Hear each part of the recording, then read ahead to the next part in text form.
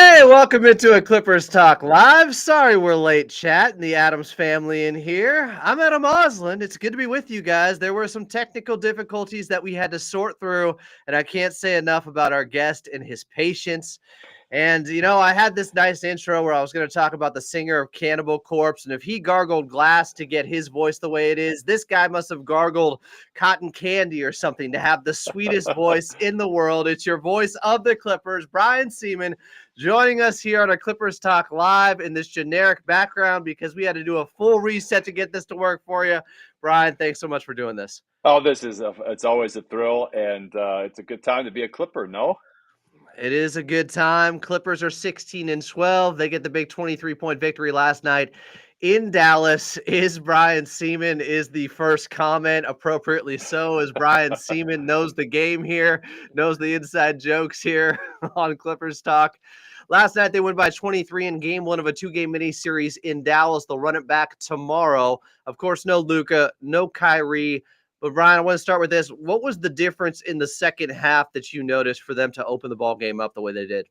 Felt like more energy, more urgency, less fouling. I think those were the three things that kind of stood out to me. And as I always feel, and I just have so much faith in this coaching staff, always have, and obviously it's been bolstered even more with Jeff Van Gundy. But even before that, I always kind of feel like halftime, I'm like, all right, we might have some warts in that first 24 minutes, but they're going to get ironed out here in the second 24 minutes, and we're going to be just fine. And that was exactly the case last night. Little concerned, obviously, trailing, after the first quarter to a team that doesn't have by far and away their two best players. But we put it together, and it's funny. A year ago, I'd have been bummed out that Kyrie and Luka didn't play because we were a championship caliber team, and I wanted us tested every night. Uh, who knows with where the West is and what we will look like when Kawhi Leonard comes back. But as we are currently constructed with the players that are available, I don't know if we are a championship caliber team today with the roster that's available. So I'm just looking up, get up any win you can. I don't care how you get it done. If you would have told me we're 16-12 and Kawhi Leonard is literally around the corner from returning, I can't tell you how fast. I'd almost give up a first round pick if we had any to do that, to be at this stage. My kingdom for to be 16-12 right now with this Clippers team. Is this giving you 2018, 2019 vibes at all with just the way they fight and the way they consistently play with heart and hustle each and every night? There are those vibes for sure. That team was a little different. They knew Kawhi wasn't coming back, so they knew that this was it. Like we've got ourselves to deal with, and this was on the heels of a conference finals kind of vibe. I think sometimes you can have a championship hangover. I think you can get a buzz from getting as far as the Clippers did that particular year, given those circumstances. And I think there was a great vibe with Reggie Jackson that year. Having said that, this team has been so much fun. I mean, Chris Dunn is so much fun to watch. Don't ask Jazzy and Gortman about that one. What did We you love make what of that? Was that I, letter of the law? Did he have to be ejected? I felt the appropriate punishment was levied. I feel that Gortman, in his brief time in the league, did to Chris Dunn what Chris Dunn does to everyone else. I even said it last night. That's Chris Dunn getting Chris Dunn. It's irritating, and I give Gortman a lot of credit. We love Chris Dunn, and I hope he is back. I don't think that deserves a one-game suspension. Is that how flagrant twos work? Do they get reviewed for suspension? That is a good question. Chat, help us out here. Is Brian Sieman, is Chris Dunn going to get ejected or get suspended for this on Saturday? Hopefully not, because they could use him. What have you made of the stellar play of Norman Powell? I'm not trying to pile on Paul George any more than I have at times, but to me, this is a guy who's currently better than this version of Paul George this season. Norman Powell living up to the addition by subtraction slogan. He has been that spectacular. It's funny. Miriam Swanson for Orange County Register, I believe, wrote a great article about Norm sitting down with him, and Norm basically has thought about this since he was in like junior high, thinking that he is going to be an NBA player and an NBA starter, an all-star level guy. His obviously idol was Kobe Bryant. Here he is now on a team that's 4 games under 500, overachieving by leaps and bounds. He will be in the all-star conversation. I think given where the Clippers are at in the West, he deserves all the votes, deserves to be in that game. As goofy as that game will be, stories for another day with the new All-Star format. I just love watching it. He's even going as far as, players, let's be honest, they don't really care to do interviews. They're not trying to go out of their way unless they've got something to promote. But Norm has been on a couple of interviews, and he's literally said, oh, I've always wanted to do this interview. I've always wanted to be doing these interviews. So it's really fun to watch. He is living in the moment. He is absolutely living his best life. And it comes not from anything else than his hard work that he puts in through the offseason, through the regular season. He takes his craft very seriously. That's why it's super easy to root for Norm. He's not out trying to stay out till 4 o'clock in the morning. The guy's getting up and he's working, and it's every day it shows. And this is what hard work does for your career. When you talk about leadership with this team, what was your perception of James Harden before he became a Clipper? What is it now, especially after the offseason he had where he had the mini camp bringing everybody in? It just feels like this guy, he's starting to become a Clippers legend with the way he is leading without Kawhi Leonard. It's a great question. Always respected the ability on the offensive side.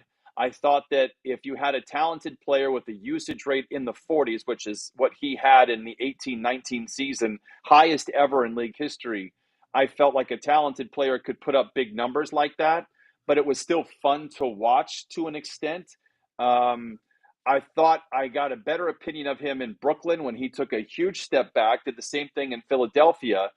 I cringed when he called himself the system, at the Clipper press conference. And I remember flying to Hawaii. This is a year and a half ago now. And you had Drew Holiday, Brogdon, and then there was the rumblings about Harden, all in the mix of possibly being a Clipper. For me, it was Holiday, it was Brogdon, and then further down the list, it was Harden. And I remember talking to the Clipper front office and those involved, and they're like, trust us, it's Harden. Harden is the guy. He is going to put us over the top. He is the guy. And I just didn't know how I felt about that. And it's reason 1,798 that I'm not in the front office, never will be. Those guys knew exactly what they were talking about, despite how ugly it was. When we first started, 5-game losing streak, when James arrived, we had lost a game before he got there. So 6 total games. And then boom, they put the league in the rearview mirror. And now James, the leader with a full training camp under his belt. Players go out of their way to talk about his leadership style. And I think it's just awesome. He's a super chill dude. But boy, he means business on the floor. I know his efficiency has been a little bit like this. The guy's 35 years old. Give him a little bit of a break. But I think after we got out of that really brutal part of our schedule, it's leveled out and his efficiency has spiked, and he's just a lot of fun to watch. Ryan Sieman is our guest here on Clippers Talk, live from Dallas. Appreciate you guys in the chat. Make sure to get some questions in here. We're not making a PG versus Norm thing, but it is worth comparing how the two are playing so far this season, since it was even commented about by Norman Powell at Media Day. It's just part of the job sometimes. Let's talk about something that does frustrate me once in a while. And I also can have about 1,000 reasons where I'm not in the front office. But sometimes it just feels like they forget about Iica Zubac. I always reference the Dre song, Forgot About Dre. I say forgot about Zoo. And it happens from quarter to quarter, possession to possession sometimes, not even just game to game. The first quarter last night, he has 6 points in the first 7 minutes. He comes back in midway through the second about. He doesn't touch the basketball. They're struggling on offense. They're not getting anything going. Eventually, they do take a 1-point lead heading into the half. And then by the third quarter, all of a sudden, they're getting him touches immediately to start the second half. I don't know what it is, Brian, but it just seems like, I'm not saying they're freezing Iica Zubac out or anything like that, but it's just maybe old habits with this team, always having Paul George and Kawhi Leonard out there and then being the focal points of the offense. And Big Zoo, to me, I feel like he can be featured even more than he has been so far this season sometimes. I've asked the coaches, I asked him at the beginning of the year about Zoo getting more touches and has he been overlooked sometimes? And their response was sometimes, but it works both ways. Zoo has to demand and fight for the ball. So it's a two-way street when it comes to Zoo getting touches. But, we saw it in the first quarter of game 1 against Dallas. We see it last night as well. They go to him. He's like kind of the chisel that kind of helps separate that rock and the stone. And when he gets it going, I thought that was one of his best games in a year where he has had seemingly an endless amount of those. I thought he was phenomenal last night, and a big reason why the Clippers were able to win. Clippers win by 23, pulled away in the second half of that one. Guys, keep the questions coming in here. I know people are talking about, I'll ask one about KPJ here because people are talking about his up and down play, been a bit of a roller coaster so far. Is the coaching staff just looking for another guy who can really initiate the offense out there and be kind of a more of a stabilizing force of just being that traditional floor general? Is that what they're trying to get out of KPJ? Because he does have those moments where you say, okay, he's almost like James Harden light, very light out there. He's a left-hander too. He can go iso ball, but he can also set you up and get in the pick and roll a little bit. How do you see the KPJ experiment going so far this season? It wasn't great to start, and I think lately he has found a bit of a groove. I know his numbers the last two games aren't really spectacular, but I think that's just who he has been in his career in his short time in the NBA. He's not going to be a consistent 10 and 5 guy off the bench. It's not going to happen. He's going to have 17. He's going to go 1 for 8. He's going to have turnovers. He's going to have 10 assists one night. It is what it is. And I think they're looking for a ball handler and a playmaker, but I think he makes plays probably 65, 70% of the time for himself. And I think that's what the coaches have told him to do. That second unit will be interesting when Kawhi, if when Kawhi comes back. Is it soon? Is it 2 weeks, 3 weeks? I don't know. It'll be interesting to see where that starting lineup goes, who gets bumped out. And I think it bolsters the bench. I really do. And I think it gives more talent for a guy like KPJ to have on the floor, because sometimes he's out there with some non-scorers, whether it's Mo Bamba, whether it's Nico Batum. He could use a little help in that department. I think he gets that when Kawhi Leonard comes back. This kind of dovetails into a question from Yawning Tears here. He wants to know what Brian thinks the makeup of the second unit will be if this team is fully healthy, meaning Terrence Mann is back as well with Kawhi Leonard. Tough decisions have to be made. Where do you think they could go, Brian? Let's look at your first four off the bench in no order. I mean, KPJ, you've got Amir Coffey, you're going to have Nico Batum and Terrence Mann. There's four. That's a 9-man rotation right there. And if you stagger your guys and Harden and Kawhi Leonard and having one of those guys on the floor at all times, that's pretty good. I don't mind that. Mo Bamba comes in and plays some spot minutes from time to time. Am I missing somebody? I feel like I am. Jordan Miller would obviously be out then. Chris Dunn could be coming off the bench at that point because yeah. Well, it's a great question, and it's a good problem to have. I mean, you could legitimately go 10 deep with this team. I don't think Ty wants to do that, but you've got bodies, and obviously Kawhi is going to be on, I would imagine, a very strict minute restriction, not just for a couple of weeks. I can't imagine many nights where he plays more than 30 to 35 minutes. Again, trying to keep him ready for whatever postseason situation there is. Is it the play-in or is it a top 6 seed? It's funny, and knock on wood, there's a long way to go. We're only 28 games into the season, but boy, I thought for a while going into the year, we'd just be fighting to get into the play-in situation. And again, before game's over 500 with Kawhi coming back, I was worried about being in like a 4 to 5 game deficit under 500 in the West, and then trying to claw your way out with a guy that is, no pun intended, on a minute restriction, isn't going to be himself for who knows how long, 2 to 3 weeks, a month, I don't know.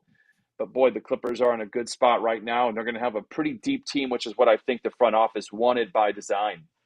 I kind of mentioned it there, but there is a decision to be made in the starting lineup. Do you lean more into offense and keep Norman Powell in the starting lineup when Kawhi comes back? Or do you lean into defense and have Kawhi with Derek Jones, with Chris Dunn all out there in the starting lineup? What do you think, I guess, the proclivity or tendency of Coach Lue is going to be? What style of ball does he want with the starting lineup? It's a great question. I just don't see a world in which you can take Norman Powell out of the starting lineup. Even if you want to be defense, Norman is playing as good a basketball in his career, but like elite level numbers of efficiency, not just in his career, not just on the team, but in the league.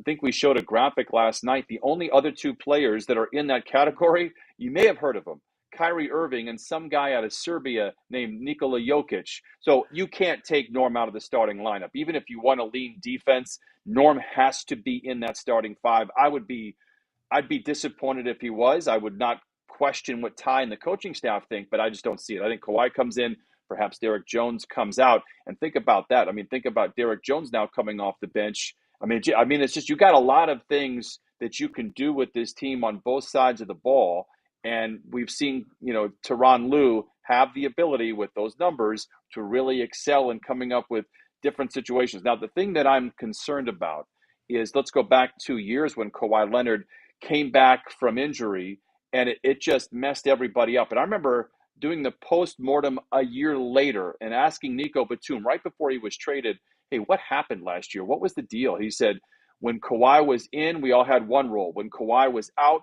we all had a different role. And the line got blurred because we just never knew how many minutes he was playing, what our job was. It's not a comment on the coaches. It was just who's available, what they're able to do. Can they avoid that pitfall this year? I think they'll handle it much better. And I think the players like Nico Batum, like a Terrence Mann, those guys are going to be ready. They've been there and they've done that. And I don't think we're going to have those hiccups that we had back in 2022, 2023, which, by the way, one of my least favorite years of a team ever. Just never got out of second gear, despite having maybe their most talented roster to that point of their franchise's history. And I still feel like if Kawhi doesn't tear his meniscus in the first round, they're taking out Well, Phoenix somehow because he was I that agree good with the you. first two games. I agree. So Kawhi's traveling with them. We saw him courtside last night. How do you think he lifts the spirit of this team? It seems like he has a real special relationship between him and Iica Zubac. He got the ball for Big Zoo post-game the other night after he crossed 5,000 points, I believe, in his career. He made sure to get it, to give it to Big Zoo. Last night he was laughing with him, but just overall, Kawhi chemistry-wise, from afar, playing the cheerleader role right now, not being able to be out there on the court, but now traveling with the team. Can that alone just give them that shot in the arm right now? Did that help them maybe last night get across the finish line? I don't know that answer. I look at, like, there are some players that bring fun, spirit, energy, and you just get excited that they're back. And I think Kawhi brings a different energy of security, a different energy of a rock. It isn't like you're like, oh, yeah, let's go. It's just that you've got somebody there that just rarely makes a mistake, that is built for the moment. And once he is right, you can rely on him every single night.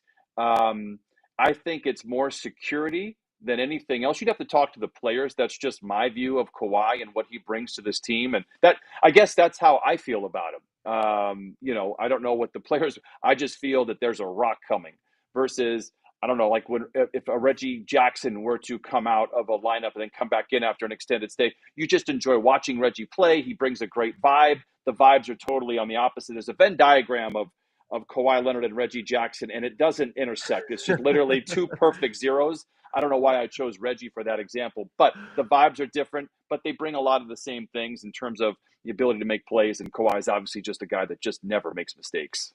Jonathan Velasquez has a tough question here. I'll make an amendment to it, but he says, Mr. Sieman, if you weren't working for the Clippers, what other team, city would you be in? How about we go outside of basketball? If you were calling a game in any other sport for any other team, what would that team be? Are there any childhood favorites in baseball or in football that you'd love to call games for? I don't know about a team. I would love to have called golf. That was always my love. The Masters in April was before they had the in-season tournament. We would almost always have that weekend off, certainly one of those 2 days. It'd be golf on CBS. I've always thought they had the best team. But as far as cities go, it's LA or bust for this guy. I dreamt about Los Angeles when I was 8 years old. We came out here, went to Disneyland, stayed in Anaheim, visited LA, and the whole time not knowing how families work in terms of why you don't just leave. I was just like, why are we not living here? What are we doing in Iowa where it's 30 degrees out here? It's 75 and people are saying this is not a great day. And by pure luck, I didn't seek out Los Angeles. By pure luck, this job happened to come open, made some connections, and I was able to get it. So I'm very blessed to be here. And I always say, if I leave LA, something bad has happened if I have to leave this wonderful city. Hello, friends. It's Brian Sieman with us here on a Clippers Talk Live. Here's a good question. Gonza Talk wants to know, with a healthy Kawhi, who would be the most challenging team for the Clippers in the Western Conference in a 7-game series, I'm assuming? I would say right now it's Oklahoma City, not because they lead the West. Their youth is very challenging. They pick you up at half court. We haven't seen Memphis yet. I'm curious about them as well. John Morant's taking a lower scoring role. He's got a lot of help around him. I'm curious and excited to see that challenge on Monday. Careful what you wish for. But the young athletic teams are the ones that concern me the most. We have a better ability than we did last year to work against them with Chris Dunn and Derek Jones Jr., Terrence Mann as well. But last year there were times, especially against OKC, where I felt, man, we look really old. That first game coming out of All-Star break, I thought we really did not look like we could be a team that could compete with them in a 7-game series. I think we'd be competitive. I think they'd give us a lot of problems, and I think vice versa. OKC scares me. Those young athletic teams are the ones that I'd like to stay away from. Do you still see a team like the Denver Nuggets, because they're rumored to be making a move still, as a huge threat just because Nikola Jokic is there, regardless of the Clippers being 2-1 against them so far this season? I think they won 4 of the last 5 against them. They won 8 straight against the Clippers at one point. Is that still a juggernaut or a dragon they have to slay that's out there? I say this with respect. Okay, so there's no shade in Denver at all. What the locker room has done is great, but the front office has picked off their main pieces or big supporting pieces from as little as Bruce Brown, who was a key to what they were doing, and then they let who else? Contavious Caldwell Pope, who was a massive piece for what they were doing, and now they're just a weakened version of a championship team when the West has gotten better. I have ultimate respect for Jokic. I think he should win MVP this year. If I had a vote, he would get it. Jamal Murray's been a little iffy. Michael Porter Jr. has been fine. I just think that they've lost the numbers game, and I feel that they're going to have issues. I think Jokic can still win you a playoff series in the West in the Final Four. Are you able to beat one of those two teams currently constructed if everybody is healthy? I don't know that. Do the Clippers need to go through Denver to slay a dragon? I don't put it there. I do think it's a lot more competitive than it was when they won those 8 straight. That was the same nucleus that would go on to win a championship. That nucleus is now much different, although Jokic is playing, which is crazy to say, 3-time MVP. He's playing the best basketball of his career. It's insane. Nikola Jokic, no Jokic. Dime Dropper from Locked On Clippers wants to know, Brian, which member of the Lob City era was the most fun to talk to? DeAndre. I don't know if we count Jamal Crawford in that because he was there in 2012. He came just after that year, but those two guys are two of my favorites, period, in any era. DeAndre, it was a great rise. I mean, he came in, his first year was in 2008, and I actually told this. I'll tell a fun story. Um, he comes in 2008, and there were days when I was like, I don't know about this. He's very athletic, but I don't know about his future in the league. There were a lot of times he would get what's called DND, did not dress, which is a choice by the coaches. And one time they did it in his hometown of Houston, and I remember talking with one of the coaches, and they said that's a message to wake up because you're not working hard enough. So we fast forward to preseason 2009. Blake Griffin is there. DeAndre and him have a great connection, and I remember saying on the air, reason, because this was when it was much lower, reason 987 why I'm not in the front office. I didn't think DeAndre Jordan looked like an NBA player last year. What do I know? This guy is really solid, and he's got a great career ahead of him. Well, somebody in the front office only heard me say I didn't think he was an NBA player, and they came after me, and they were super pissed about it. And I said, Did you hear all of what I said? I literally said I couldn't do your job. No, I didn't hear that part. I'm like, go back and rewind the tape, then come back and talk to me. This person, let's just say, is no longer working in the league due to a toxic work environment. I'll let you figure that one out, who it was, for those who follow the league. But DeAndre Jordan was a blast to watch and watch grow up in front of our eyes, from a second-round pick, DNDs, to winning a gold medal, being an all-NBA guy. And then Jamal Crawford is just one of the nicest people. Sent a message to my mother, who had a heart attack about 8 or 9 years ago, went out of his way to do it, went out of his way to come over and greet her when she came to a game, and always asks me about her when he and I connect. So I've been lucky to be around some great players, but from Lob City, those are my two favorites. I want to circle back to something else with Kawhi because it's a question I get a lot. I want to throw it your way. People continue to push the narrative that the Clippers still need a power forward. Out of all the needs on this team, I think it could be maybe a more seasoned backup point guard, but they're saying power forward because they don't want Kawhi Leonard playing the four once again. They think that's more taxing on his body.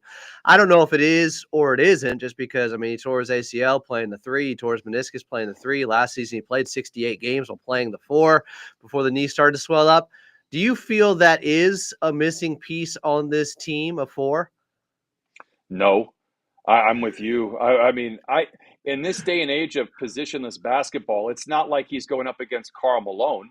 It's not like he's going up against Charles Barkley. Everybody's a stretch four now. This is not a beat 'em up kind of game. I've never bought into that. I respect those who think it, and you might be right. I could be wrong. If you gave me a magic wand to say, what do you want? It is absolutely a playmaking point guard for the second unit for the Clippers. If it doesn't happen, I still like our chances with the way we've gotten off. But I mean, I just don't see it.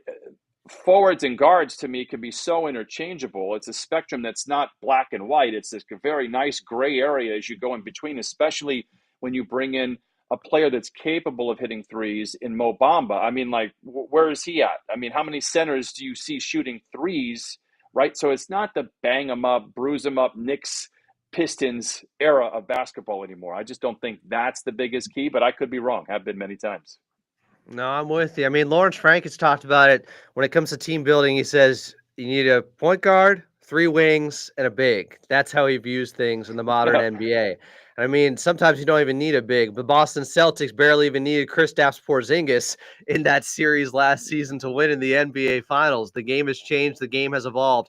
When you look at the way the front office has built this team, has rebounded without Paul George right away after losing Paul George. They go out and get Derrick Jones Jr.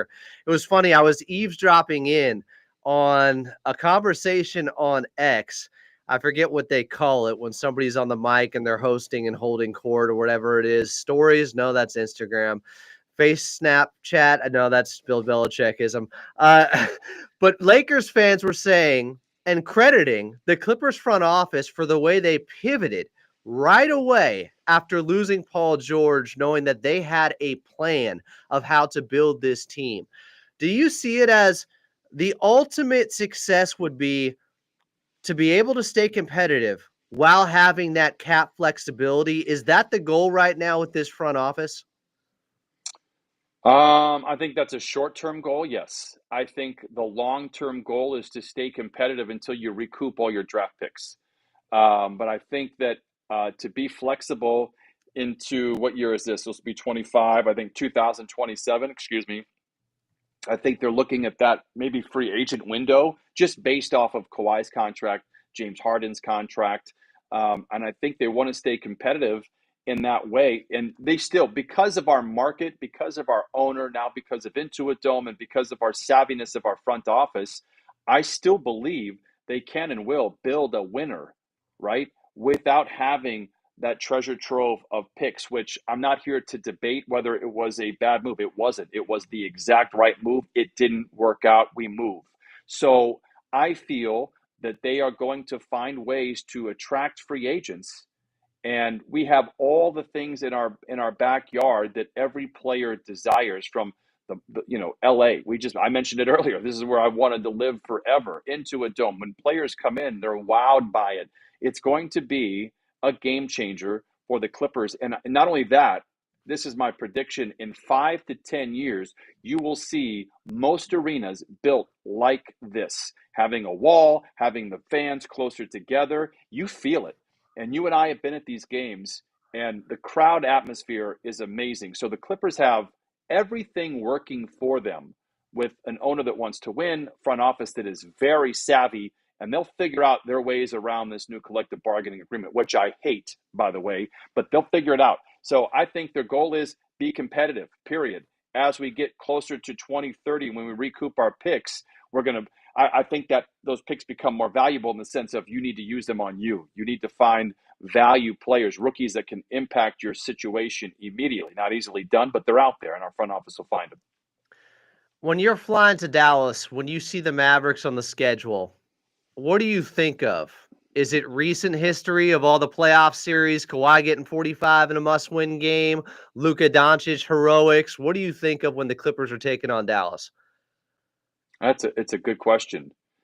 Um, when we played them in that crazy game out of the bubble, the first series out of the bubble with Dallas, we didn't travel, so I didn't come here.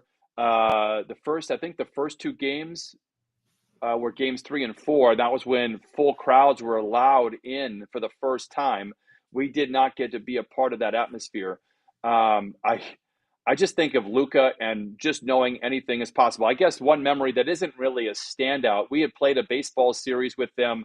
I want to say in February of 22, and in the first quarter, I think Luka had 27, and he was picked up by Zoo. They were trying that whole thing in the bubble that had worked against Luka. It didn't work so much, doesn't work so much anymore. And then the following game, I think Ty is kind of a wink and a smile.